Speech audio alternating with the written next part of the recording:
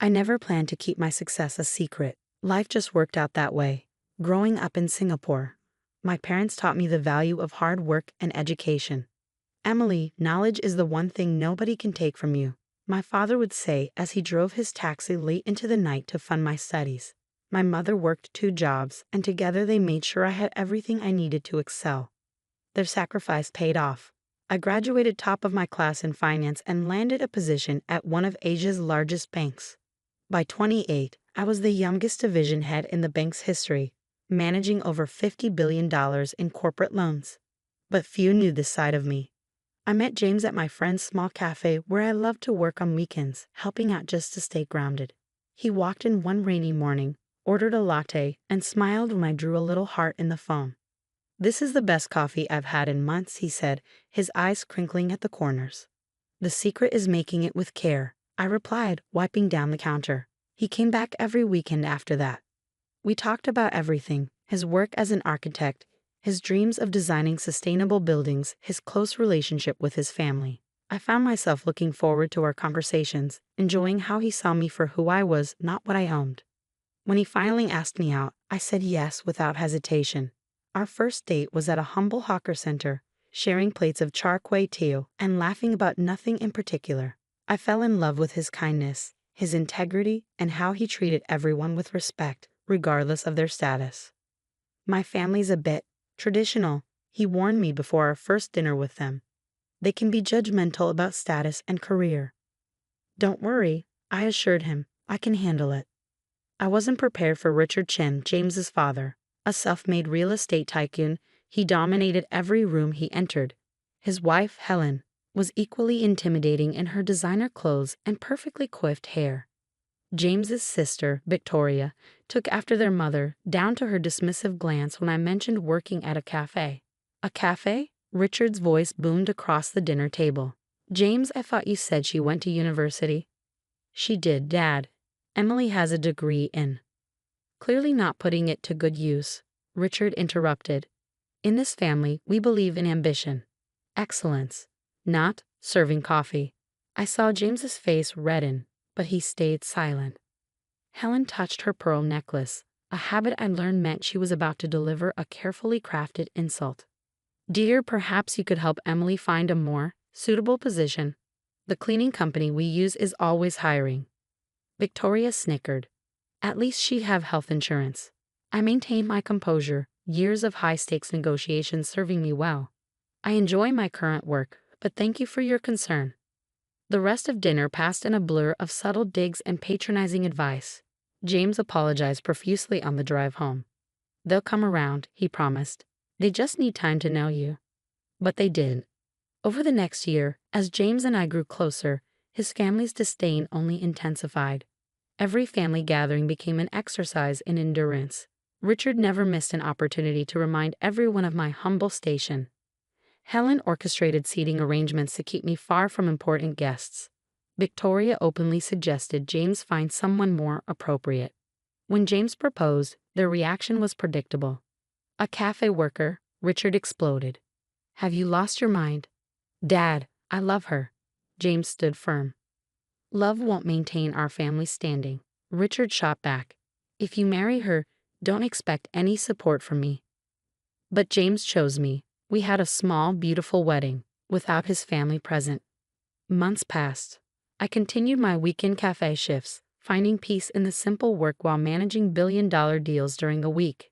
James respected my choice to keep my career private, understanding my need to be loved for myself, not my position.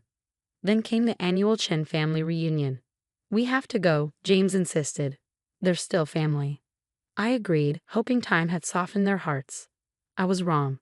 The reunion was held at Richard's mansion, a sprawling estate that screamed old money. The moment we arrived, I felt the familiar weight of judgmental stares. "Oh, the cafe girl still hasn't found a real job." Victoria's voice carried across the garden. How persistent. Richard gathered everyone for his annual family address, champagne flowing freely as he boasted about the family's achievements. Then he spotted us. "Ah, James, come, tell everyone about your new project." His eyes slid past me. "And your wife can serve drinks. It's what she's good at, yes." Laughter rippled through the crowd. James opened his mouth to protest, but before he could speak, a commotion erupted near the house. Richard's secretary came running out, face pale. "Mr. Chen, urgent call from the bank." "Not now," Richard waved her off. "We're celebrating." "Sir, it's about the emergency loans." "They're denied." Richard's smile faltered. "Impossible. I spoke with the division head yesterday." "No, sir. The new CEO is reviewing all major loans personally. They're requesting a meeting tomorrow." I felt my phone vibrate, my own secretary calling. I knew what this was about. Richard's company had been flagged for suspicious accounting, and as CEO of the corporate banking division, I had ordered a complete audit. The timing couldn't have been more perfect. "Excuse me," I said quietly, stepping away from the crowd to take my call. "Ma'am," my secretary whispered, "Chen Development's financials are worse than we thought. The audit shows systematic misrepresentation of assets." "Send me the files," I replied. "I'll review them tonight." When I returned, Richard was in full crisis mode. His face had lost its usual smugness, replaced by barely concealed panic. He was barking orders into his phone while Helen hovered nearby, wringing her perfectly manicured hands. Victoria sidled up to me, her voice dripping with false sympathy. "Looks like Daddy's company is having issues. Not that you understand business matters. More champagne?" I smiled politely. "No, thank you. But I do have a question. How's your position at your father's company?" She preened. "I'm Executive Vice President of Operations." "Interesting. And what exactly do you do?" Her smile faltered. "I oversee things. Important things. Like the shell companies in the Cayman Islands." Victoria's glass slipped from her fingers, shattering on the marble floor. Several heads turned our way. "I don't know what you're talking about," she hissed. "The ones hiding your father's debt? Or perhaps the inflated property valuations?" Before she could respond, Richard's voice boomed across the garden. "Everyone, party's over.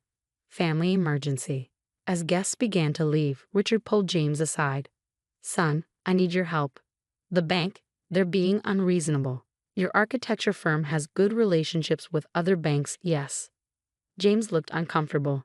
"Dad, we're just a small firm. We don't handle those kinds of loans." "Useless," Richard exploded. "Just like your choice in wife. If I lose this company, it's on your head for bringing bad luck into this family." That was enough. I stepped forward, my phone in hand. "Mr. Chen, I believe we have a meeting tomorrow at 9 a.m. He barely glanced at me. "This doesn't concern you, coffee girl." "Actually, it does." I opened my banking app, displaying my executive profile. "I'm the CEO you'll be meeting." The silence that followed was deafening. Richard's face cycled through confusion, disbelief, and horror. Helen's pearl necklace clattered to the ground. Victoria looked like she might faint. "That's impossible," Richard stammered. "Emily Chen, CEO of Corporate Banking Division, Singapore United Bank," I stated calmly. "Your loan applications crossed my desk last week. The irregularities were concerning." James stared at me, mouth agape. "Emily? All this time?" "I wanted to be loved for who I am, not what I own," I explained softly. "You gave me that gift. Your family, not so much." Richard suddenly straightened, his businessman instincts kicking in. "Well, this is wonderful news. We're all family here. Surely we can work something out." "Family?" I echoed. "Like when you called me a gold digger at our wedding reception. Or when you told your business associates that James married beneath his station." Helen stepped forward, arms outstretched. "Darling, we were just protecting our son. Surely you understand." "I understand perfectly. You judged me, humiliated me, and treated me like dirt because you thought I was beneath you. Now you want my help." Victoria attempted damage control. "Emily, sweetie, we were just teasing. It was all in good fun." I turned to James. "Did you know about your sister's role in the company?" He shook his head. "She said she was handling operations. She's been helping your father hide debt and inflate assets. The audit shows years of financial manipulation." Richard's face turned purple. "Now see here, you can't just." "I can and I will," I interrupted. "Tomorrow's meeting isn't about loans. It's about fraud investigation." The color drained from his face. "You wouldn't dare. We're family." "Family?" I laughed softly. Let me share some wisdom from my father, the taxi driver you mocked at my wedding. He taught me that true family supports you, believes in you, and loves you regardless of your status. You've done none of those things. I took James's hand. The authorities will be contacting you tomorrow. I suggest you get your lawyers ready. As we turned to leave, Helen called out desperately, "Wait, what about Victoria? She was just following orders." I paused at the door. Actions have consequences, Helen. Victoria chose to participate in fraud. She'll face the same investigation as everyone else. The drive home was silent. Finally, James spoke. "Why didn't you tell me? Would you have treated me differently if you knew?" He thought for a moment. "No, I fell in love with you, not your job. That's why I fell in love with you too." I squeezed his hand. "I'm sorry for keeping this from you. I just needed to know our love was real." "What happens now?" I sighed. "Your father's company will be investigated. With the evidence we have, there will likely be criminal charges. Victoria too, if she's implicated. And us. That depends. Can you handle being married to a woman who makes more than your entire family combined?" James laughed, the tension breaking. "I think I'll manage, but no more secrets." "No more secrets," I promised. The next morning, the Chen family empire began to crumble. Richard arrived at my office precisely at 9 a.m., flanked by his lawyers. Gone was the arrogant tycoon. In his place sat a man who finally realized he wasn't the most powerful person in the room. The audit revealed systematic fraud spanning 5 years, I stated, sliding the report across my desk. Falsified valuations, hidden debts, shell companies. It's all here. "We can explain," his lawyer began. "No need. The evidence has been forwarded to the authorities." Richard leaned forward. "Emily, please, think about what this will do to the family name. Like you thought about my reputation when you told everyone I was a gold digger?" Before he could respond, my secretary interrupted. "Ma'am, the police are here." What followed was a media circus. Chen Development CEO arrested for fraud splashed across headlines. Victoria was taken into custody next, her designer handbag clutched to her chest as officers led her away. Helen had a very public breakdown at the country club. James stood by me through it all, though I knew it pained him to see his family fall apart. "They did this to themselves," he said one evening as we watched the news coverage. "You just exposed the truth." Weeks turned into months. The investigation uncovered more than even I had suspected. Richard had been running a complex scheme, using inflated property valuations to secure loans, then channeling the money through shell companies. Victoria had helped coordinate the fraud, her executive position nothing more than a front. The trial was swift. Richard and Victoria were both sentenced to prison. 8 years for him, 5 for her. Helen was spared criminal charges but lost everything in the asset forfeitures. One day, as autumn painted Singapore's gardens in golden hues, Helen appeared at my office. "I know I have no right to be here," she began, her designer clothes replaced by simple cotton. "But I need to say something." I gestured for her to continue. "I was wrong about you. So terribly wrong." Tears filled her eyes. "We judged you because we thought wealth and status were everything. Now I'm alone, living in a small apartment, working as a sales clerk, and I finally understand." "Understand what?" "That character matters more than cash. You were kind to us even when we were cruel. You could have destroyed us completely, but you let the law take its course. That's real class." I studied her face, seeing genuine remorse for the first time. "What do you want, Helen?" "A chance. Not to be close. I know I don't deserve that.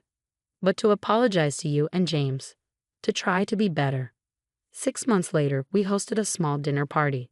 Helen came bringing homemade dumplings, a skill she'd learned in her new life. She was different now, humbler, more genuine. James was healing too, visiting his father and sister in prison, working through years of family dysfunction.